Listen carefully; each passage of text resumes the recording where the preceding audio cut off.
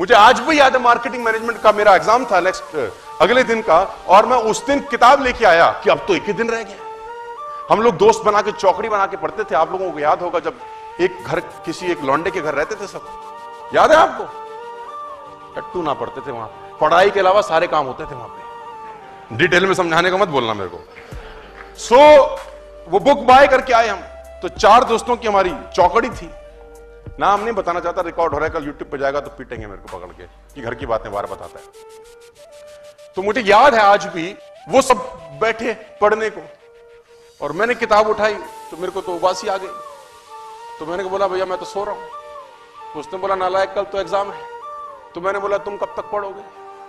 तो हमने बोला, उसने बोला हम 12 बजे तक पढ़ेंगे, फिर हम सोएंगे, फिर 5 बजे उठेंगे। तो मैंने कहा जब तुम सोने लगा तब जगा देना मुझको। तुम 12 बजे जब सोने लगो तो अपन को जगा देना, जब तुम सोओगे फिर हम रात भर में कर देंगे कांड। तो उसने बोला ठीक। अपन सो गए चद्दर उद्दर ले। अब वो 12 मुझे हाथ लगाए, सोनू उठ। मैं भी उठा। मैंने कहा हाँ उठ पढ़, कल तेरा एग्जाम है। मैंने कहा तुम सोने लगे हो? कह रहा। मैंने कहा उठोगे कब? बोला 5 बजे। तो मैंने कहा हम भी साथ उठेंगे, 5 बजे उठेंगे और पढ़ेंगे फिर। तो बोले हरामखोर मरेगा। हमने कहा अब सोने दे, अब टेंशन मत दे। सो गए। 5 बजे का अलार्म लगता था, टू टू टू टू टू टू टू टू आवाज आती थी। इतनी गंदी आवाज थी। आपको याद है? साला दिल करता था बम लगा दूं उसके अंदर में। उस आवाज ने दिलो दिमाग पे ऐसा आतंक मचा रखा था। अब 5 बजे वो अलार्म बजे, अब ये सब उठे।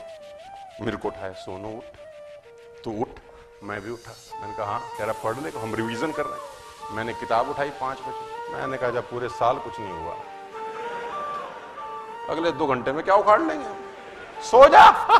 अपन फिर सो गए। तो